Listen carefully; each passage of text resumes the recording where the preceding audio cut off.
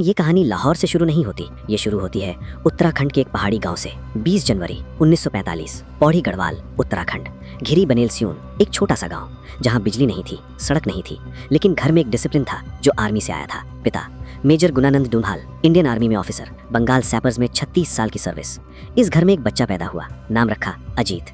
बचपन से ही पिता के साथ ट्रांसफर्स होते रहे, राजस्थान, दिल्ली, अलग अलग शहर। हर बार नया स्कूल, नए दोस्त, नई भाषा, लेकिन एक चीज कांस्टेंट रही, पढ़ाई। अजमेर मिलिट्री स्कूल में पढ़े, आगरा यूनिवर्सिटी से इकोनॉमिक्स में मास्टर्स किया, और वो भी फर्स्ट डिवीजन में फर्स्ट रैंक। 1968 में यूपीएससी दिया, पहले ही अटेम्प्ट में क्लियर। 22 साल की उम्र, आईपीएस मिला, केरला केडर। कोट्टायम में एएसपी बने, लेकिन कुछ ही महीनों में एक ऐसी घटना हुई जिसने दिल्ली का ध्यान खींचा। दिसंबर 1971, केरला के थलसेरी में कम्युनल राइट भड़क उठा। सड़कों पर आग, घरों में दहशत, एडमिनिस्ट्रेशन पैरालाइज्ड। एक यंग आईपीएस ऑफिसर को भेजा गया। वो गया, लेकिन गन लेकर नहीं। वो गया सुनने के लिए। दोनों तरफ के लोगों से मिला, समझा, बात की। बिना एक गोली चलाए उसने राइट खत्म कर दिया। जनवरी 1972 में दिल्ली ने नोटिस किया। इंटेलिजेंस ब्यूरो ने उसे बुलाया और अजीत डोभाल एक ऐसी दुनिया में चले गए जहां से कोई पब्लिकली वापस नहीं आता।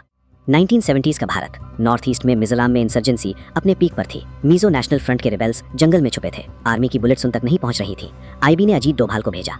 वो रिबेल्स के बीच गए, उनके लीडर लाल देंगा से मिले, उनकी बात सुनी और धीरे धीरे उन्हें नेगोशिएशन टेबल पर लाए। मिजोरम का इंसर्जेंसी बिना बड़े ब्लडशेड के शांत हो गया। इसके बाद सिक्किम। 1975 में सिक्किम को इंडिया में मर्ज करना था, लेकिन चाइना की नजर थी उस पर। आईएसआई एक्टिव थी, सिचुएशन डेलिकेट था। अजीत डोभाल वहां गए, ग्राउंड तैयार किया, इंटेलिजेंस थी, और जब इंडियन आर्मी ने एंटर किया, रास्ता साफ था। सिक्किम भारत का 22वां राज्य बन गया।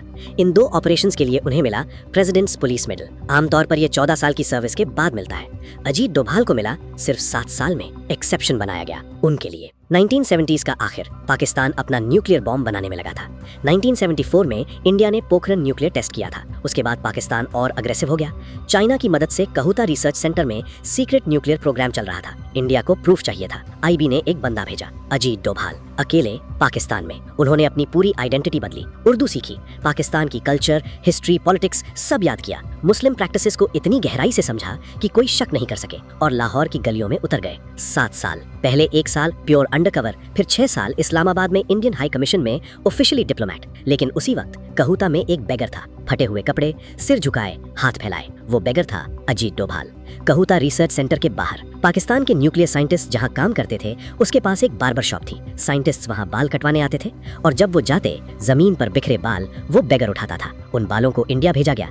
लैब में टेस्ट हुए, रिजल्ट यूरेनियम के traces, radiation. Pakistan secretly nuclear bomb बना रहा था। ये प्रूफ इंडिया को पहले कभी नहीं मिला था। माना जाता है कि इस इंटेलिजेंस की वजह से इंडिया ने इंटरनेशनल प्रेशर बनाया और पाकिस्तान का न्यूक्लियर प्रोग्राम करीब 15 साल पीछे हो गया। लेकिन उन्हीं 7 सालों में 2 बार वो पकड़े जाते जाते बचे। एक बार वो मौलाना वाली घटना जो आपने शुरुआत में सुनी, दूसरी बार एक कव्वाली गैदरिंग में किसी ने उनकी नकली दाढ़ी लूज होते देख ली। दोनों बार अजीत डोभाल ने अपना दिमाग ठंडा रखा। दोनों बार वो बच गए, और दोनों बार वापस काम पर लग